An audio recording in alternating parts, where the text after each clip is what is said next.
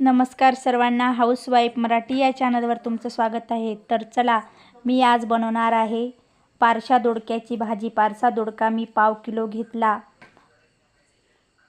Kilo पारसा दोडका घेतला व ते आता बारीक बारीक त्याचे छोटे छोटे असे बारीक बारीक तुकडे करून घ्यायचे व्यवस्थित। पारसा दोडका बारीक चिरल्यानंतर मी एका ताटामध्ये काढून घेतला।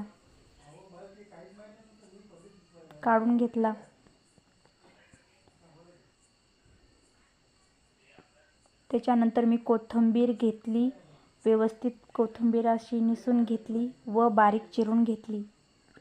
कोथिंबीर बारीक अशी चिरून घेतली।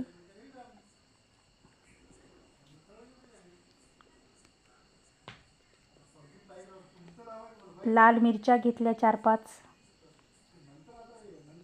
भाजीसाठी लागणारं साहित्य: लाल मिरची, लसूण, कोथिंबीर आणि चिरलेले बारीक दोडके। एका कढईमध्ये मी तेल टाकलं। तेल तापल्यानंतर त्याच्यामध्ये मोहरी, लसूण, मिरची टाकून घेतली।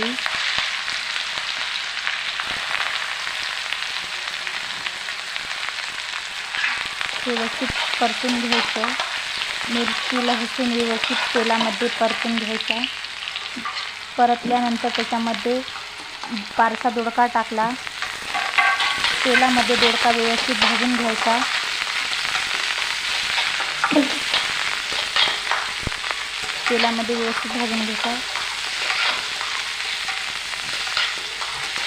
व्यवस्थित असं मिक्स केल्यानंतर त्याच्यामध्ये हळद टाकून घेतली। चवीपुरतं मीठ टाकायचं। चवीपुरतं मीठ टाकून घ्यायचं। मीठ टाकल्यानंतर व्यवस्थित असं परतून घ्यायचं। परतून झाल्यानंतर त्याच्यामध्ये मुगाची डाळ टाकली।